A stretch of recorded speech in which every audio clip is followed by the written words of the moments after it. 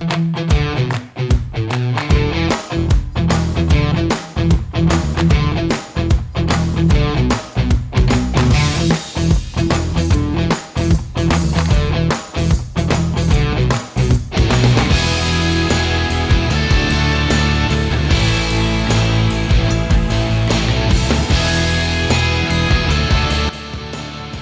que fallait.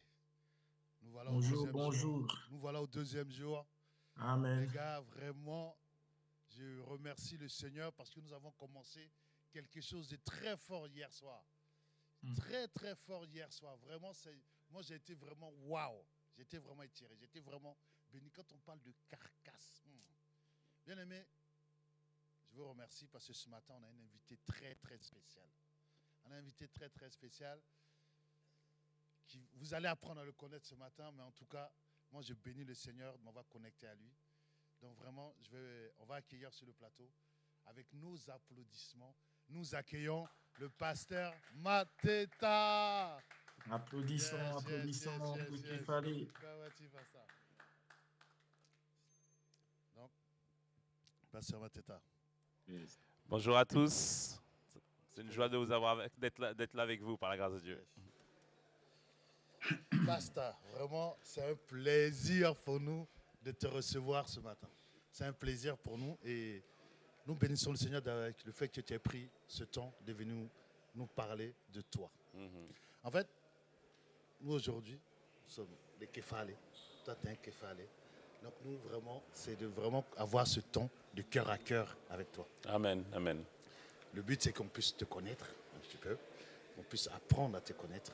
Donc déjà, on va saluer notre panel. On est connecté de partout. Wow. Vraiment, on est connecté de partout. Vraiment. Nous, les Kéfalés, on est le côté online, c'est qu'on est des quatre coins du monde. Amen. Je vois, il y a la Suède, il y a quel autre pays? Bénin. Wow, gloire à Dieu. Donc vraiment, on est connecté des quatre coins du monde. Et nous, aujourd'hui, le but, c'est apprendre à te connaître et que tu nous enseignes. En fait, tu es pasteur de Cergy. Tu es le pasteur de l'église principale de Cergy. On veut te laisser aujourd'hui te présenter. Qui est pasteur Mateta? Amen. Je suis, si je devais me présenter, je suis un gars simple, un amoureux de Dieu, Yes. Quelqu'un qui a décidé de dédier sa vie au Seigneur et puis surtout dédier sa vie à être un don pour l'Église. Parce qu'Éphésiens 4 nous dit que Dieu a fait des dons à l'Église et moi, en fait, c'est né en juin 2002, lorsque je suis venu à ICC et que j'ai entendu la parole du royaume. Cette parole que d'autres entendent dans les cours 101, mais à ce moment-là, pour moi, c'était vraiment une révolution, une révélation. Et donc, du coup, je me suis dit, mince, depuis tout ce temps, j'aurais tellement aimé apprendre à connaître toutes ces choses très tôt. Donc, j'ai dit que quelles que soient les personnes que je vais rencontrer, quelles que soient les personnes que je serai en contact, il faut qu'ils connaissent la parole du royaume, savoir c'est qui la personne du Saint-Esprit. Donc, depuis, j'ai dédié ma vie à transmettre ce message, tout simplement. Waouh. Donc, tu as décidé de donner ta vie complètement au Seigneur. Amen. Waouh. Tout à fait. Ok, nous te remercions. Hier, on a commencé le camp. Amen. Tu vois, hier, on a commencé le camp. Et moi, ce qui m'a frappé, c'est abandonner la carcasse pour la cuirasse. La carapace, ouais. La carapace pour la cuirasse. Tout à fait. Moi, c'est un message qui m'a frappé. Donc, du coup, je voulais te demander, toi, qu'est-ce que tu as vraiment frappé dans le commencement qui a été très fort déjà hier? Qu'est-ce qui t'a marqué? Non, je bénis Dieu vraiment pour la vie de l'apôtre Ivan. Donc, on est vraiment reconnaissant pour sa vie parce que le Seigneur l'utilise puissamment pour révéler des choses extrêmement profondes. Et moi, j'aime beaucoup cette thématique de laisser la carapace pour revêtir finalement la cuirasse qui est véritable. Parce que moi, j'œuvre dans la thérapie, en fait. Dans la thérapie où on aide les gens à progresser, à avancer. Et un des premiers points qu'on fait, en fait, c'est vraiment justement de laisser, en fait, tout ce qui est paraître, en fait. La Bible nous dit en 2 Corinthiens 3, verset 18, « Nous qui, le visage découvert ». Et finalement, en fait, le début de la guérison, c'est de retirer tout ce qui, justement, comme une carapace, tout ce qui est faux semblant, pour finalement, au fur et à mesure, laisser Dieu nous transformer, revêtir la cuirasse de la justice qui est véritable. Donc pour moi, oui, ça me parle. Donc bien sûr, moi je le vois avec mon œil de thérapeute. Donc moi, j'y vois vraiment le moyen de faire en sorte que chaque homme puisse paraître devant Dieu tel qu'il est et qu'au fur et à mesure, Dieu reconstruit et bâtit l'homme. Waouh, waouh. Donc là, tu m'as dit quelque chose qui m'interpelle. Tu m'as dit thérapeute. Donc thérapeute pour nous, les Kéfalais qui ne te connaissaient pas, qu'est-ce que tu peux nous dire par rapport à ça? Le fait de thérapeute, ça veut dire quoi? Qu'est-ce que tu fais concrètement? En fait, thérapeute, ça veut dire tout simplement travailler à la guérison de l'âme. C'est vrai que c'est une thématique qu'on aborde au sein de ICC. Et par la grâce de Dieu, comme j'ai dit, Dieu a vraiment donné une grâce à l'apôtre Ivan de comprendre le fonctionnement de l'homme. Et d'ailleurs, je vous conseille ce livre qui est une bombe. Donc, ce livre a couplé avec le volume 2 sur la cuirasse de la justice, sur la ceinture de la vérité. De vérité. Pourquoi? Parce que ces deux livres peuvent vraiment transformer véritablement votre vie. Et moi, je fais des séminaires sur ce livre, basés sur ce livre. Et on voit des personnes transformées, changer littéralement. Et Dieu vraiment nous a donné les moyens de pouvoir nous en sortir et d'être guéris. Donc thérapeute, ça veut dire quoi? C'est accompagner une personne dans cette guérison et accompagner cette personne par différents moyens, par différents, entre guillemets, techniques, basées sur la parole de Dieu, basées sur les principes de Dieu. Mais c'est simplement être au chevet des personnes pour les aider à avancer par la grâce du Seigneur. Waouh! Mais moi, je peux vous assurer une chose. Moi qui ai participé à un de ces camps, j'ai vu des transformations. Amen. Des personnes qui sont venues. Et moi, j'ai été vraiment subjugué parce que c'était des personnes qui étaient vraiment avec des soucis assez lourds. Et qui sont ressortis. J'ai vu des gens qui n'avaient jamais pleuré et qui ont pleuré. Et j'ai fait waouh. Même des hommes, même des hommes. C'est surtout des hommes en fait. Des hommes qui étaient vraiment. Et je les ai vus pleurer. J'ai fait waouh, transformés. Des personnes transformées. Et comme si par exemple on veut suivre un de tes camps, comment on peut s'y prendre? Comment on fait? Généralement, donc, ils sont mentionnés sur la page. Instagram Mateta Landou, donc sur ma page. Et d'ailleurs, prochainement, donc on a fait un camp à Bruxelles, on est à ICC Bruxelles, et le prochain, c'est la semaine prochaine en Martinique. Si vous êtes de Martinique, on sera en Martinique la semaine prochaine, donc le vendredi soir et le samedi. Ça va être super, ça va être génial. Mais je précise, on ne fait pas que pleurer, on est transformé. On est transformé. On est impacté, on est vraiment impacté. Donc les bros, c'est l'hiver. Si vous ne savez pas quoi faire, vous avez des vacances, on se retrouve en Martinique pour une semaine vraiment d'impactation. Yes. Donc vraiment, n'hésitez pas. Je peux juste préciser quelque chose. En fait, c'est important de comprendre aussi, j'invite vraiment les hommes de la Caraïbe, de la Martinique à être présents. Vous savez, Dieu, des fois, vous rencontre pas là où vous pensez qu'il puisse rencontrer. Et l'apôtre Ivan avait donné comme instruction qu'on puisse s'intéresser au groupe de thérapie. Et nous, il nous a encouragés à aller faire une formation en Égypte. C'était en juillet 2023. Et pour moi, c'était un turning point. Donc, 2 Pierre 1, verset 20 nous dit de prêter attention à la parole prophétique. Donc, c'est une parole prophétique pour quelqu'un, par la grâce de Dieu. Amen. Moi, je ne vous cache pas que j'ai commencé. J'ai commencé la formation et je vois déjà avec le début que justement le pasteur Mateta m'a appris, c'est que ça provoque chez les autres et chez moi. Je dis, wow, je vous invite vraiment, ceux qui sont en Martinique et qui sont dans les dom-toms, n'hésitez pas vraiment à vous connecter à ce ton. Et surtout, nous qui sommes aussi en ligne, Kéfalé, n'hésitez pas à faire le voyage. Donc voilà. Donc, pasteur Mateta, moi, il y a une chose que tu m'as dite, qui m'avait vraiment impacté. J'ai dit, mais pasteur Mateta, comment tu fais? Comment tu arrives? Et tu m'as dit, mange les livres du Pépé. J'ai dit, bon, ok. Et tu m'as dit, deuxième fois, mange les livres du Pépé. J'ai dit, mais ok. Troisième fois, tu as dit, mange les livres du Pépé et bois ses enseignements. Je fais, mais je bois ses enseignements, je mange ses livres, mais qu'est-ce que, pour toi, ça t'a apporté? Moi, je vois l'expérience, mais qu'est-ce que tu mets en plus pour que nous, en tant que Kéfalé, parce que nous, en tant que Kéfalé, c'est ça notre souci aujourd'hui, on a envie d'être transformé, on a envie d'être impacté, on a envie que notre vie donne envie. Yes. Mais aujourd'hui, on est limité, nous avons des limitations. Et toi, je sais que par toi, le Seigneur peut apporter des clés. Donc aujourd'hui, qu'est-ce que tu peux nous dire? Ben, je vous dirais ce qui est écrit dans ce merveilleux livre encore, c'est que la mise en pratique de la parole de Dieu est comme si, en fait, on met une, je vais dire autrement, la mise en pratique de la parole fait qu'il y a une décharge explosive capable de détruire toute forteresse. Wow. Ça veut dire quoi? C'est que la parole de Dieu a la capacité de nous transformer réellement. Aucun homme, aucune personne n'est transformé si ce n'est par la parole de Dieu. Et on devient ce qu'on est à cause de la quantité de paroles qu'on a mangées, qu'on a nourries, qu'on a méditées et qui finalement qui sont restées en nous. Jésus nous dit, si mes paroles demeurent en vous, alors je demeurerai en vous. Donc le but, c'est quoi? C'est que j'ai besoin de me nourrir, de faire en sorte que, au fur et à mesure, cette parole puisse me transformer. Comment ça se fait? Au départ, je lis, je médite. Au départ, je ne comprends rien. C'est toujours comme ça. Au départ, il n'y a rien qui vient. Mais je vous dis, continuez à vous nourrir. Continuez à nourrir. Le livre sur les forteresses. Les 3 livres sur comment faire fuir le diable. Notamment le volume 2 qui parle de la vérité pour ceinture. Le livre sur les 4 secrets du mariage qui nous apprend vraiment qu'on peut être transformé. Il y a aussi l'excellent livre du pasteur Jacques sur je décide de restaurer mon âme. Là, ça nous apprend en fait que notre âme a emmagasiné toutes sortes d'informations qui constituent une boîte noire et il y a la boîte de la vérité encore qui va transformer. Donc vous voyez, je connais les livres. Yes, Alléluia. Yes. Donc, en fait, il faut tout faire pour que cette parole rentre. Yes. Et je dis toujours, c'est vrai que moi j'ai une grâce pour retenir les choses. Mais même si ça te prend 6 mois pour lire ce livre-là, pour le manger, prends 6 mois. 1 an, prends 1 an. À la fin, personne ne saura que tu as pris 1 an.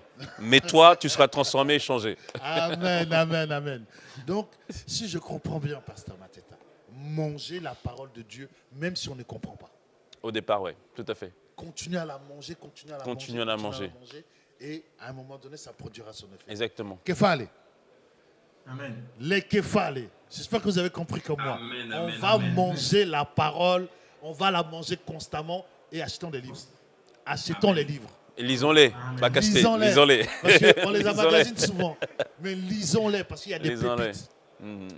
Non, Pasteur Mateta. Quel témoignage, toi, quel témoignage tu peux nous donner? Quel témoignage, toi, personnellement, ou par rapport à ce que tu as vu, par rapport à la transformation des autres, ou toi, dans ta vie personnelle, quel témoignage tu peux nous donner? Moi, comme je l'ai dit, la première chose, en fait, c'est que ma première transformation, ça a commencé en 2002. En 2002, pourquoi? Parce que j'ai reçu le Seigneur en tant que sauveur, mais en 2002, il est vraiment devenu mon Seigneur. Yes. Donc avancer, progresser avec lui au sein de cette famille un passant chrétien qui a été une grande bénédiction pour ma vie et pour la vie de beaucoup. Et c'est là que j'ai vraiment compris l'importance de l'environnement dans lequel on se trouve. Et au fur et à mesure, moi j'inviterais chaque Kefale aujourd'hui à aller à la découverte de lui-même. Bishop Dag, dans son dernier séminaire à Accra l'été dernier, avait dit une chose, c'est que en fait, la vie chrétienne, c'est la découverte de soi, la découverte de ce qu'on est. Et au fur et à mesure, au travers des livres, au travers des instructions que Dieu donnait aussi à l'apôtre, parce que c'est important de pouvoir obéir à certaines instructions que Dieu donne à ses serviteurs. Et au fur et à mesure, on finit par se découvrir et on finit par comprendre qui on est par la grâce de Dieu. Donc j'avais vraiment invité chaque homme d'aller à la découverte de lui-même. Et moi j'ai fait une prière à Dieu cette année, que chaque personne qui me rencontre, chaque personne qui m'entend, va rentrer dans le chemin de sa destinée. Et je prie que c'est votre partage au nom de Jésus. Amen. Je l'emballe. Au nom de Jésus. Je saisis. Donc vraiment, Pasteur Mateta, on avait pour projet de faire pour avoir des temps avec toi. Cette année, ça peut être peut-être délicat. Mais est-ce que tu peux nous confirmer que pour l'année prochaine, on est avec toi sur des temps, sur des, comment je pourrais dire ça? Des moments de guérison. Sur des moments de guérison et de restauration. Amen. Donc, il fallait confirmation du pasteur. Amen. Que Dieu le permette. Et puis, ce serait vraiment un plaisir parce que même par Zoom, ça marche aussi. Même à distance, ça marche aussi. Et donc, je prie vraiment que le Seigneur nous accorde cette grâce, que nous puissions passer du bon temps ensemble en Suède, à Accra. Maybe we need to do it in English as well. Donald, on va le faire. We're going to do it in English, maybe. Donc, ce sera vraiment des bons moments dans la présence de Dieu. Donc, Amen. Pasteur Mateta, le panel, ce matin, ont une ou deux questions à te poser. Ok, super. Donc, Martial, je laisse la place à toi pour voir avec les bros pour les questions. Qui c'est qui aurait, aujourd'hui, vous avez la possibilité de poser une question, de poser une question au pasteur Mateta. Donc, n'hésitez pas. Rodrigue, on t'entend très mal avec ton micro. Je ne sais pas si c'est moi, mais il y a trop de coupures avec ton micro. OK. Donc, est-ce que là, vous m'entendez mieux? Est-ce que vous m'entendez ou pas, non? Quand le pasteur parle, on entend, mais quand Rodrigue parle, là, son micro, là, on entend. D'accord. Donc, il demande est-ce que vous avez des questions à me poser? OK. OK. Est-ce que vous avez des questions à me poser? Des questions particulières qu'on puisse y répondre? Moi, j'avais une question, pasteur. Mm-hmm. Là, je viens d'entendre quelque chose de très particulier que vous venez de dire, que la vie chrétienne, c'est en fait la découverte de soi-même. Tout à fait. Mais avons-nous réellement de... Comment on s'y prend? Parce que là, c'est une découverte pour moi, mais comment on s'y prend pour commencer à se découvrir? On se base sur quoi? Comment on peut faire? Tout à fait. C'est une excellente question que tu dis. Première chose, comprendre que la Bible nous dit, enfin c'est Dieu qui dit à Jérémie 1 à partir du verset 3, il dit « Avant que tu fusses dans le ventre de ta mère, je te connaissais, je t'avais établi en tant que prophète des nations. » Donc ça veut dire que finalement, toute personne, et même j'ai découvert encore un truc encore plus puissant, j'avais jamais fait attention, bon ça ce sera pour une prochaine fois, bref. En fait, Dieu nous montre que avant qu'on connaisse, Dieu a mis des prophéties en nous, en fait. Dieu a déjà mis des paroles prophétiques en nous. Et on doit tous comprendre que lorsqu'on est, il y a une destinée qu'on doit accomplir, une destinée qu'on doit manifester. Donc, comment on fait pour avancer avec Dieu?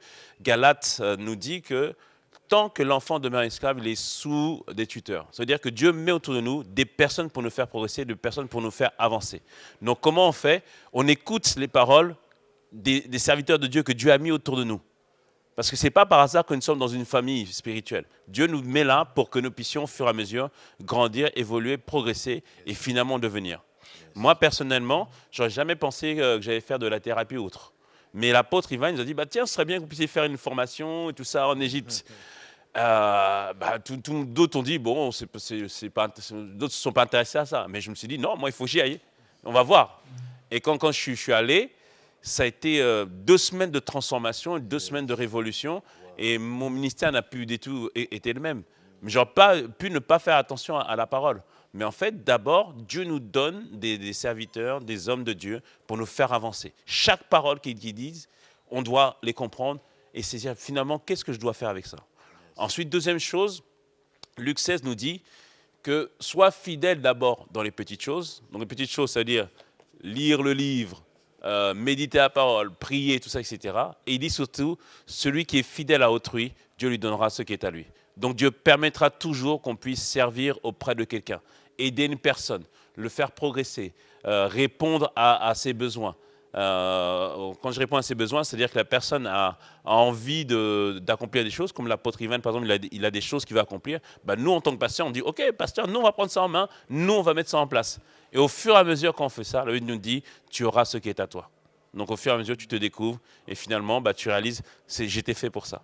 Et moi, dans mon vision board 2023-2024, j'avais mis « It's good to be me ». C'était ça ma pensée pour 2024. C'est bon d'être moi. Et je prie que par la grâce de Dieu, que vous puissiez dire « C'est bon d'être moi, par la grâce de Dieu ». C'est bon d'être moi. Je saisis. Moi, je suis vraiment satisfait de moi. Amen, amen. Amen, amen, amen. Wow, amen, amen, amen. Rodrigue, Bien. on avait une dernière question avant de libérer le pasteur, si c'est possible. OK. Le pasteur a dit un mot lorsqu'il répondait à Trésor, il a dit dans mon vision board. Je ne sais pas si quelqu'un l'a compris aussi.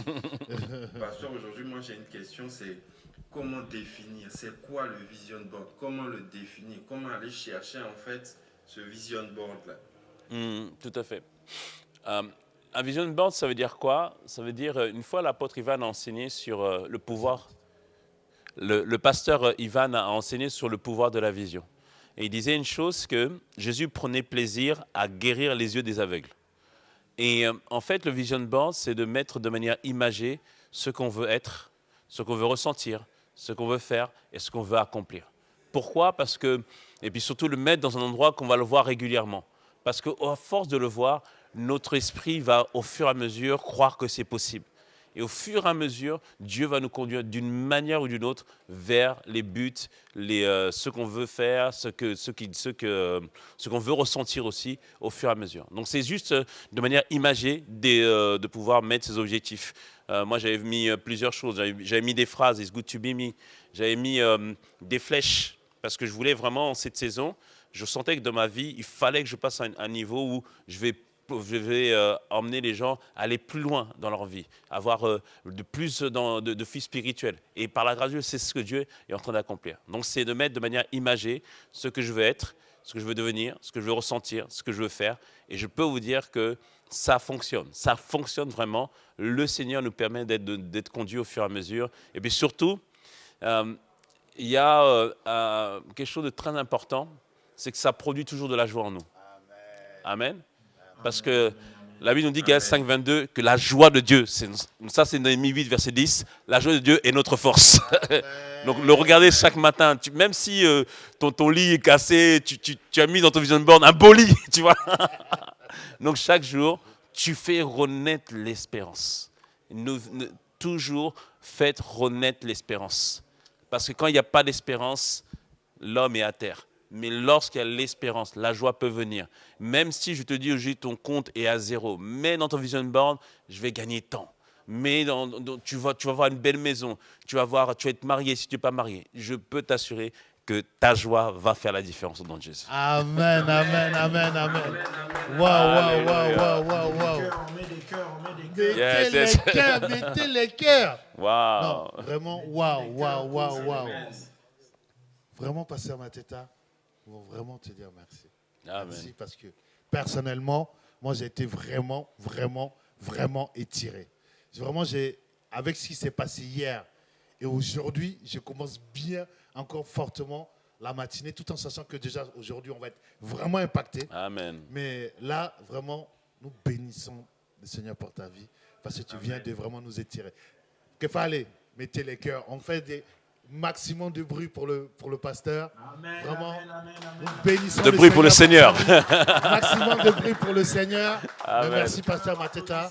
Merci pour ta présence parmi nous. Et nous te disons à très bientôt. Amen. Merci à vous. Que le Seigneur vous bénisse. Et puis, on se reverra par grâce de Dieu. Restez connectés, la famille. Restez connectés. On est ensemble. Soyez bénis. Amen.